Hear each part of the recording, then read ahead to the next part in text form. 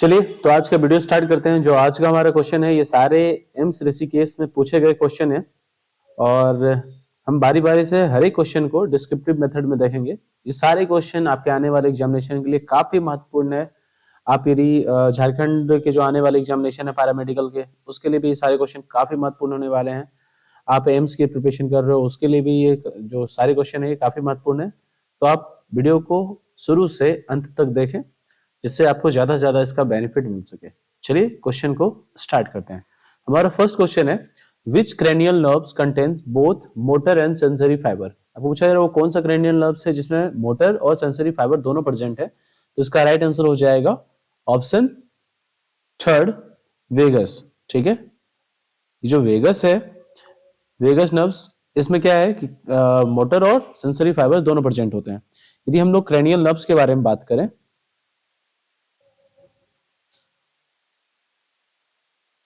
तो cranial nerves जो होते हैं ये कितने होते हैं, टोटल 12 होते हैं।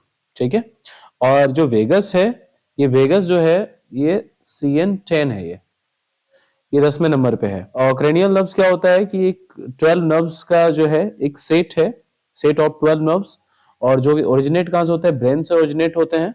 ठीक है, और सबके अलग अलग फंक्शन होते हैं। इसमें से जो ट्राइगेमिनल नर्व्स जो होते हैं वो लार्जेस्ट होते हैं हमारे क्रेनियल नर्व्स में। ठीक है, जिसमें कि सेंसरी और मोटर फंक्शन दोनों प्रेजेंट होते हैं इसमें भी। ठीक है, तो यहाँ पे ट्राइगेमिनल होता है तो वो भी इसका राइट आंसर हो जाता है। ठीक है, तो चलिए सबसे पहले हम लोग यदि हम वेगस नर्व्स के बारे में आया तो वेगस नर्व्स के बारे में समझ लेते हैं। Vagus nerves is responsible for the regulation of internal organ function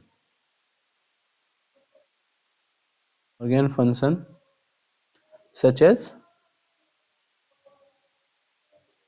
digestion, heart rate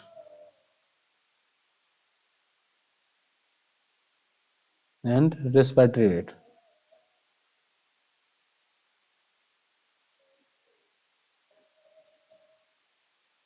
ठीक है, तो याद रखना जो वेगस नर्व्स है वो रिस्पॉन्सिबल होते हैं किसके रेगुलेशन के लिए, जो इंटरनल ऑर्गन के फंक्शन होते हैं उसके रेगुलेशन के लिए, जैसे कि डाइजेशन है, हार्ट रेट है और रेस्पिरेटरी रेट है, तो इन सब के रेगुलेशन के लिए।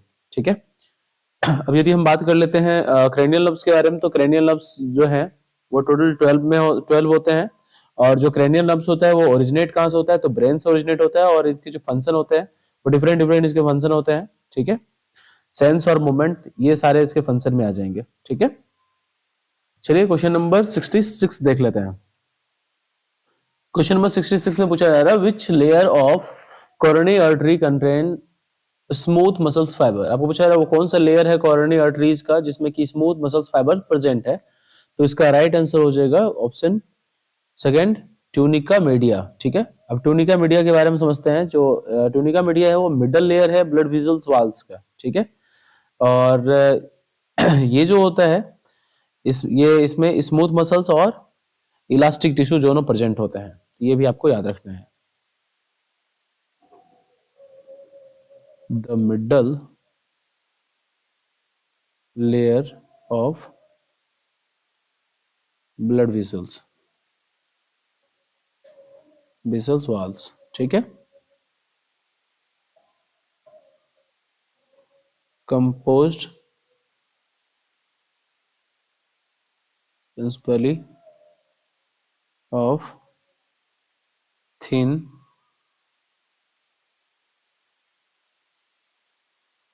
cylindrical smooth muscles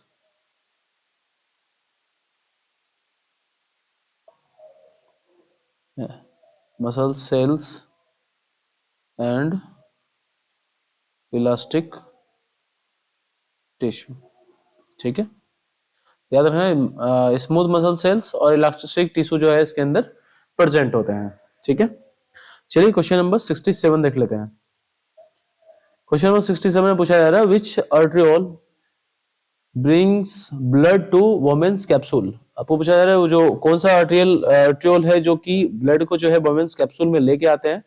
तो ये लाने का जो काम होता है वो होता है एफरेंट आर्ट्रियोल का, ठीक है। और इफरेंट आर्ट्रियोल जो है वो ब्लड को बाहर लेके जाता है, यानी जो वोमेन्स कैप्सूल है वहां से फिल्टर होने के बाद जो ब्लड जो है वो एफरेंट आर्ट्रियोल के द्वारा जो है बाहर जाता है, ठीक है। तो चलिए इसको थोड़ा सा डिटेल में देखते हैं, क्योंकि कई बार इससे फिर कहीं क्वेश्चन पूछा जाए तो आपको कोई समस्या ना हो, उसके लिए हम इसको डिटेल में देख लेंगे। तो सबसे पहले हम लोग एफरेंट आर्ट्रियोल के बारे में बात करें, ठीक है। तो वो क्या करता है, एफरेंट आर्ट्रियोल जो है वो ब्लड सप्लाई देता है ग्लोमेरुल्स को, ठीक है। The blood vessels that supplies the glomerulus is called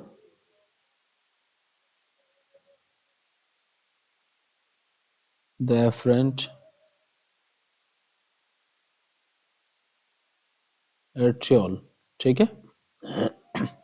अब यदि हम लोग एफरेंट के बारे में बात कर लेते हैं, तो एफरेंट आर्ट्रियोल के बारे में यदि हम बात करें तो ये क्या करते हैं, इनका काम होता है ग्लोमेरुल से ब्लड को बाहर निकालना, ठीक है। यानी वो ब्लड वेसल्स जो ग्लोमेरुल से बाहर निकलते हैं, द ब्लड वेसल्स that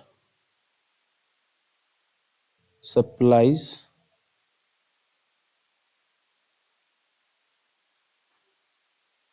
ये कैसे ब्लड को सप्लाई करते हैं, तो जो प्योर ब्लड होता है उसको सप्लाई करते हैं, यानी फिल्टर्ड ब्लड को।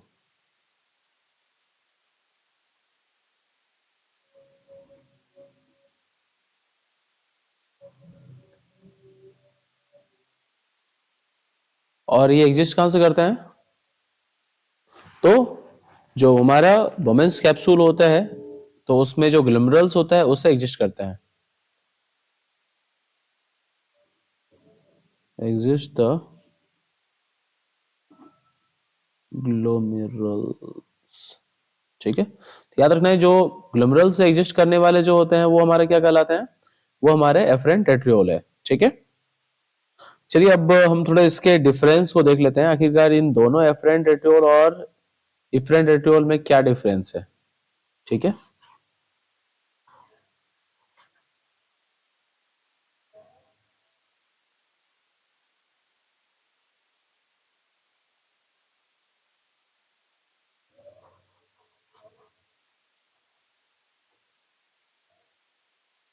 तो सबसे पहला जो डिफरेंस होगा वो क्या हो जाएगा इसमें, तो सबसे पहला डिफरेंस क्या होता है कि जो डायमीटर है उसको लेके हम यदि हम बात कर लेते हैं, तो हम इस साइड जो है हम लोग एफरेंट वाले का लिख रहे हैं, ख्याल रहे इस बात का। एफरेंट एट्रियोल जो है इधर लिख रहे हैं और इफरेंट एट्रियोल को इधर लिख रहे हैं, ठीक है। ये याद रखना है। तो एफरेंट एट्रियोल में जो होता है वो ग्रेटर डायमीटर होता है, ठीक है, ग्रेटर डायमीटर। इसमें जो होता है वो डायमीटर जो होता है वो छोटा होता है, कम होता है एफरेंट एट्रियोल के मुकाबले, ठीक है, स्मॉलर देन एफरेंट एट्रियोल, ठीक है। जो डायमीटर होता है वो क्या होता है, स्मॉलर होता है एफरेंट एट्रियोल के मुकाबले। एक तो पहला डिफरेंस तो ये हो गया। यदि हम दूसरे डिफरेंस के बारे में बात कर लेते हैं, तो ये क्या करता है, ये जो ट्रांसपोर्ट करते हैं ब्लड उसके अंदर नाइट्रोजनियस वेस्ट प्रेजेंट होते हैं, ठीक है। तो दूसरा हो जाएगा इसके अंदर क्या होता है, नाइट्रोजनियस वेस्ट, ठीक है, इट कंटेन नाइट्रोजनस वेस्ट, ठीक है। अब यदि हम इसके बारे में बात कर लेते हैं, तो ये जो ट्रांसपोर्ट करते हैं ये फिल्टर्ड और फिल्टर करते हैं जो ब्लड फिल्टर होते हैं उसको, ठीक है, और सर्कुलेटरी सिस्टम को रिटर्न कर देते हैं। फिल्टर ब्लड को कंटेन करेंगे, इट कंटेन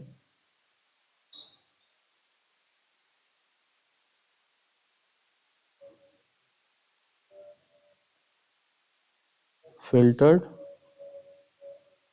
ब्लड, ठीक है। और किसको देते हैं, तो सर्कुलेटरी सिस्टम को। अब यदि हम बात करते हैं ये ब्रांच किसका है, तो ये जो हमारा है, जो एट्रियन, जो हमारा एफरेंट एट्रियोल है, ये ब्रांच होता है रीनल वेन का, branch of the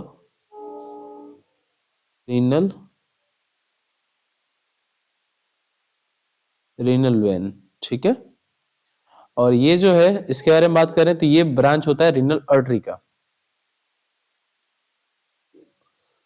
branch of the renal artery, ठीक है। तो याद रखना है, ये एक रीनल आर्टरी का ब्रांच है और एक जो है रीनल वेन का ब्रांच है, ठीक है। और यदि हम बात कर लेते हैं प्रेशर के बारे में बात करें, तो जो एफरेंट एट्रियोल होता है उसमें जो प्रेशर होता है वो हाई होता है, और जो इफरेंट एट्रियोल होता है उसमें प्रेशर क्या होता है, लो होता है। तो ब्लड प्रेशर के से भी आप इसमें दे सकते हो, तो इसमें जो ब्लड प्रेशर होगा वो हाई होगा, ठीक है।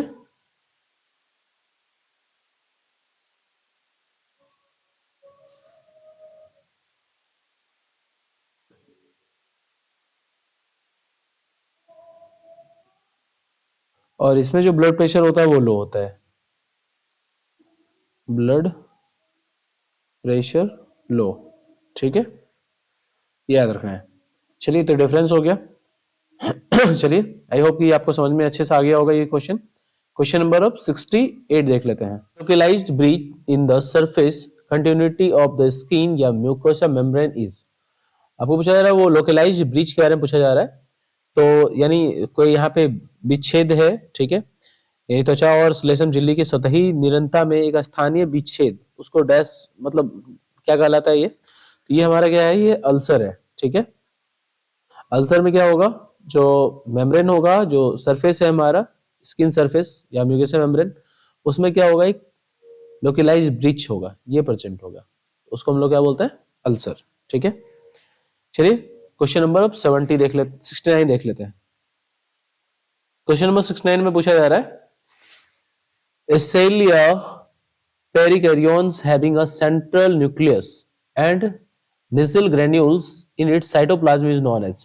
देखिए, निसिल ग्रेन्यूल्स के बारे में यदि आपने पढ़ा होगा तो आपने पढ़ा किसमें पढ़ा था, कैसे किस टाइप के सेल बॉडी में पढ़ा था, तो न्यूरॉन्स में, ठीक है। इसका राइट आंसर न्यूरॉन्स है। आपने देखा होगा जो न्यूरॉन का हमारा जो स्ट्रक्चर होता था,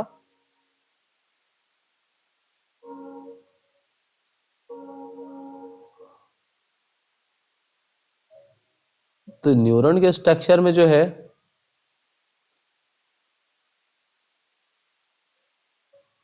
यहाँ पे न्यूक्लियस होता था और यहाँ पे ये पूरे ग्रेन्यूल्स होते थे। ये जो ग्रेन्यूल्स है ये हमारा क्या है, ये हमारा निसिल ग्रेन्यूल्स है, ठीक है। इसका राइट आंसर क्या हो जाएगा, न्यूरॉन। आपको पूछा भी जा रहा था कि सेल बॉडी या पेरिकैरियोन्स, जिसमें सेंट्रल न्यूक्लियस भी है और निजल ग्रेन्यूल्स भी जो उसके साइटोप्लाज्म में है, तो वो क्या हो जाएगा, न्यूरॉन्स हो जाएगा, ठीक है। यहाँ पे जितने बाद बाकी जितने भी ऑप्शन थे वो तो ऐसे ही आप यहाँ पे इसको हटा सकते थे। चलिए, क्वेश्चन नंबर 70 देख लेते हैं। 70 नंबर क्वेश्चन में पूछा जा रहा है, which cell are derived from microcyte that migrate from the blood into the nervous system before birth। यानी जन्म से पहले जो है रक्त तंत्रिका तंत्र में जो है वो स्थानांतरित हो जाते हैं। तो ये क्या है, ये हमारा माइक्रोग्लिया। अब ये जो माइक्रोग्लिया है इसके बारे में समझते हैं। तो ये जो माइक्रोग्लिया है ये हमारा प्राइमरी इम्यून सेल है, ठीक है। तो ये भी आपको याद रखना है, माइक्रोग्लिया जो है वो प्राइमरी इम्यून सेल है सेंट्रल नर्वस सिस्टम का, और ये ड्राइव किससे हो रहा है, तो मोनोसाइट से, ठीक है।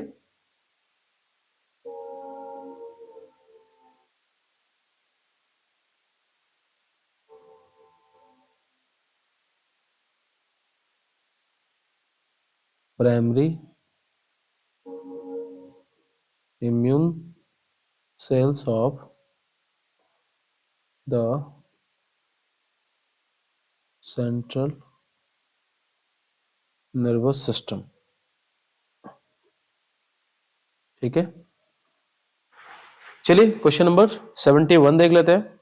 71 नंबर क्वेश्चन में पूछा जा रहा है, which hormone are synthesised by the adrenal medulla थोड़ा ध्यान देने वाली बात है कि एड्रिनल मेडुला के बारे में पूछा जा रहा है। एड्रिनल मेडुला के द्वारा जो है वो कौन सा हार्मोन जो है वो सिंथेसाइज किया जा रहा है, तो इसका राइट आंसर हो जाएगा इपिनेफ्रिन और नॉर एपिनेफ्रिन। ठीक है, देखिए यहाँ पे जो इपिनेफ्रिन है इसके बारे में आपने यदि सुना होगा तो आपने क्या सुना होगा कि जो इपिनेफ्रिन है ये हमारा क्या है, एड्रेनलिन हार्मोन है, और जो नॉर एपिनेफ्रिन है वो हमारा नॉर एड्रेनलिन हार्मोन है। ठीक है, यानी इसका नाम सिर्फ यहाँ पे चेंज है, बस वही है, एड्रेनलिन हार्मोन ही है, और मेन हार्मोन है जो कि एड्रिनल मेडुला के द्वारा जो है सेक्रेट किया जाता है। ठीक है, और एड्रिनल मेडुला जो है वो इनर पार्ट है एड्रिनल ग्लैंड का, ये भी आपको याद रखना है। एड्रिनल मेडुला जो है वो क्या है, inner part, inner part of the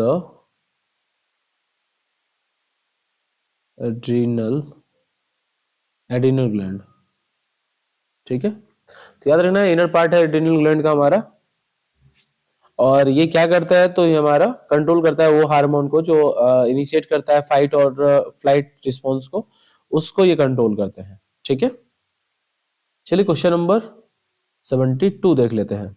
72 number question में पूछा जा रहा है what is the main cause of second heart sound dub. अब देखिए लब डब साउंड के बारे में आपने सुना होगा।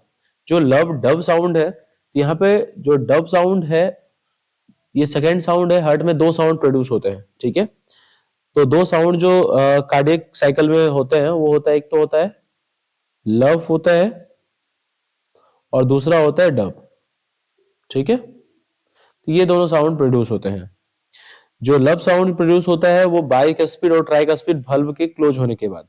ठीक है, तो ये याद रखना है, यानी जो हमारा वल्व है कौन सा, बाइकस्पिड और ट्राइकस्पिड, बाइकस्पिड और दूसरा है ट्राइकस्पिड। ठीक है, तो ये दोनों बल्ब के क्लोज होने के बाद जो साउंड प्रोड्यूस होता है वो हमारा है क्लोज सेट की वजह से, वो हमारा लव है। ठीक है,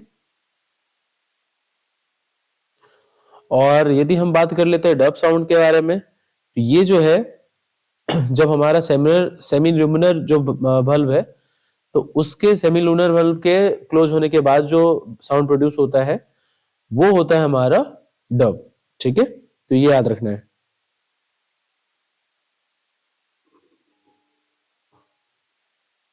क्लोजर ऑफ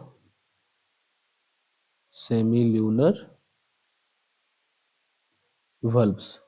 ठीक है, क्लियर है, लब डब साउंड के बारे में क्लियर हो चुका है मामला।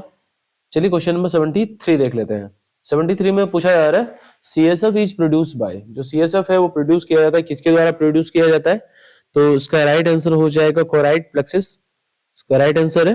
ठीक है, तो कोराइड प्लेक्सिस जो है, कोराइड प्लेक्सिस में एपिथेलियम और जो एपिडेमल जो सेल्स होते हैं वेंट्रिकल के, उनके द्वारा। ठीक है, ये हमारा CSF को प्रोड्यूस किया जाता है, तो ये याद रखना है आपको CSF। यदि ऑप्शन में यहाँ कभी चेंज हो तो भी आप आराम से उसके आंसर दे सकते हो। Produce mainly by the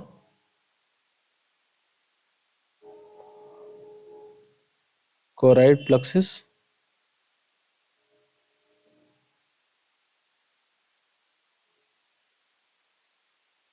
epithelium and ependymal cells of the ventricle। ठीक है, याद रखना है CSF जो है प्रोड्यूस किसके द्वारा मेनली किया जा रहा है, कोराइड प्लेक्सिस, एपिथेलियम और जो एपेंडिमल सेल्स जो होते हैं वेंट्रिकल में, उसके द्वारा। ठीक है, चलिए क्वेश्चन नंबर 74 देख लेते हैं। 74 नंबर क्वेश्चन में पूछा है which coagulation factor is responsible for haemophilia. Haemophilia के लिए कौन सा कोगुलेशन फैक्टर जो है वो रिस्पॉन्सिबल होगा, तो इसका राइट आंसर हो जाएगा ऑप्शन 3 फैक्टर्स 8। तो देखिए जो फैक्टर 8 है इसको हम लोग बोलते हैं एंटी हीमोफिलिक फैक्टर भी बोलते हैं, ये भी याद रखना है, एंटी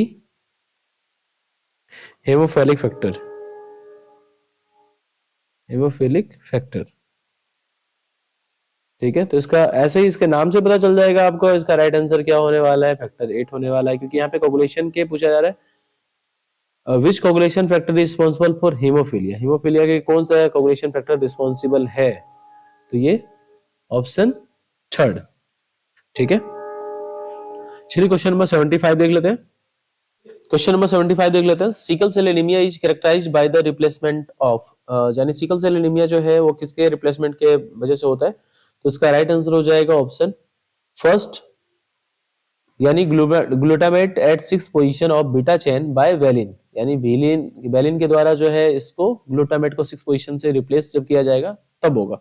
ठीक है, याद रखना कि सिकल सेल में क्या होता है, बीटा चेन में वेलिन के द्वारा जो है ग्लूटामेट को रिप्लेस किया जाता है। क्वेश्चन नंबर अब हम लोग देख लेते हैं, नेक्स्ट हमारा 76 नंबर क्वेश्चन देख लेते हैं। Which gland are situated one on each side of face just below the external acoustic meatus, तो इसका राइट आंसर हो जाएगा पैराटॉइड ग्लैंड। जो पैराटॉइड ग्लैंड है, पैराटॉइड ग्लैंड ये प्रेजेंट होता है हमारा दोनों साइड में। ठीक है, और जो पैराटाइड ग्लैंड होता है उसको हम लोग सैलिवरी ग्लैंड भी होता है, ये भी आप समझ लो। Parotid gland are the two salivary glands that sit just in front of the ears. ठीक है, तो इसको आप सैलिवरी ग्लैंड भी बोल सकते हो। ठीक है, लेकिन ये क्या होता है, साइड वाइज जो ग्लैंड है उसको हम लोग पैराटाइड ग्लैंड बोलते हैं, लेकिन ऐसे ये है क्या, सैलिवरी ग्लैंड है। ठीक है, तो ये भी याद रखना है आपको। इसका काम क्या होता है, सलाइवा प्रोड्यूस करना होता है, और जो डाइजेशन में हेल्प करता है, फूड के डाइजेशन में, चेविंग में हेल्प करता है। ठीक है,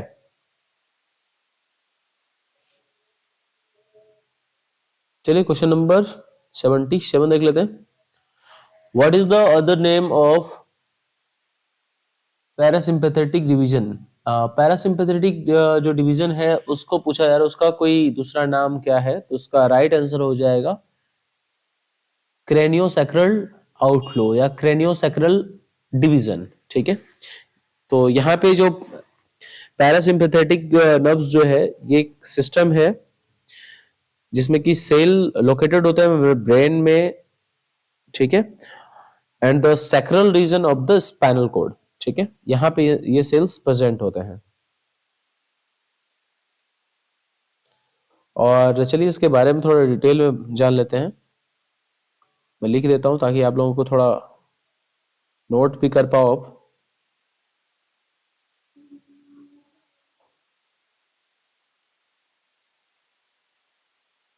sympathetic nerves system is composed of cells located in the brain stem and the sacral region of the spinal cord। Spinal cord. ठीक है, और इसी वजह से जो है इसको हम लोग क्रेनियोसैक्रल सिस्टम भी कहते हैं। इसी कारण से क्या बोलते हैं इसको, क्रेनियोसैक्रल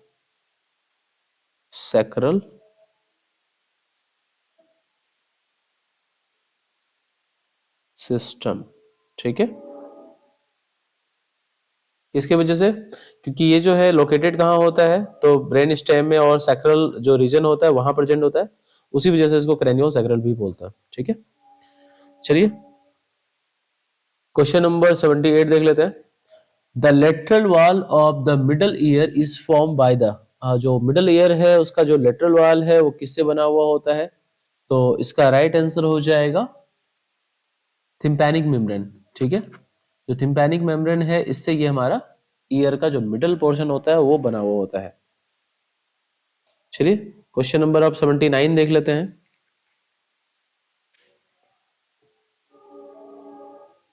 79 में क्वेश्चन में पूछा जा रहा है कि which carbohydrate is present in exoskeleton of insect. Insect का जो एक्सोस्केलेटन होता है उसमें कौन सा कार्बोहाइड्रेट प्रेजेंट होता है, तो इसका राइट आंसर हो जाएगा काइटिन। ये जो काइटिन है इसके बारे में हम बात कर लेते हैं। ये कॉम्प्लेक्स कार्बोहाइड्रेट है, ठीक है। Chitin is a complex carbohydrate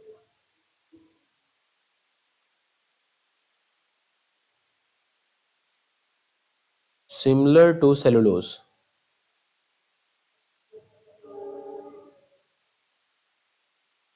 that makes up organic structure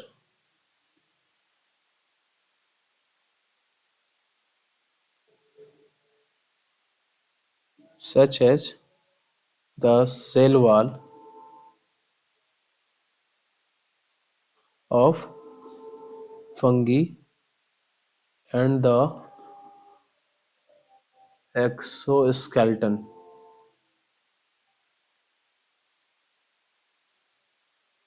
of insects। ठीक है, तो याद रखना है एक्सोस्केलेटन और जो हमारा इंसेक्ट्स के एक्सोस्केलेटन है और जो फंगस के सेल वाल हैं वो इससे बने हुए होते हैं।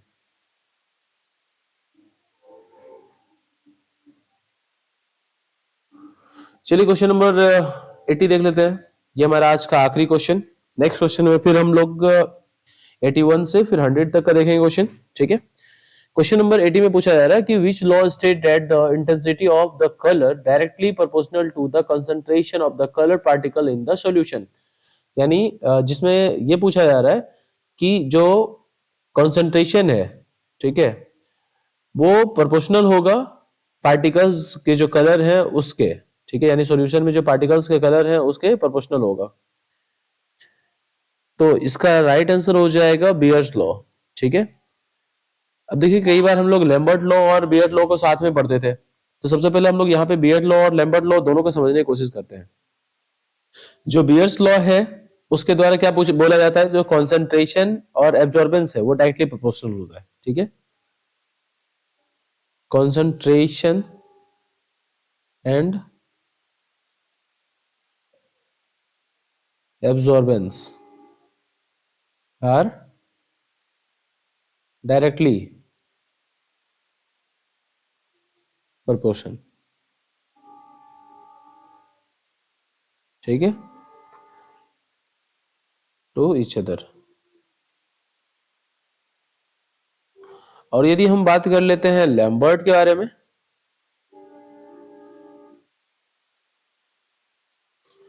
तो लैम्बर्ट लॉ में क्या बोला जाता है,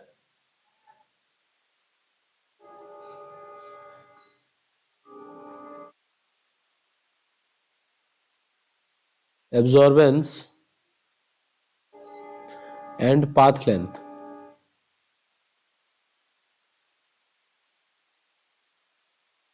path length are directly proportional.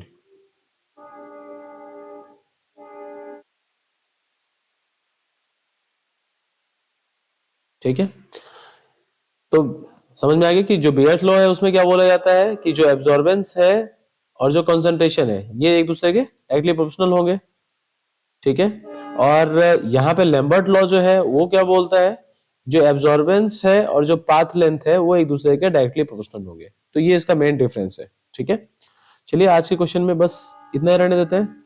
Next question में फिर से हम लोग जो नेक्स्ट हमारा वीडियो होगा उसमें और जो बचे हुए क्वेश्चन है उसको हम लोग देख लेंगे। तो चलिए तब तक के लिए इतना ही, बाय बाय, टेक केयर, मिलते हैं नेक्स्ट वीडियो में।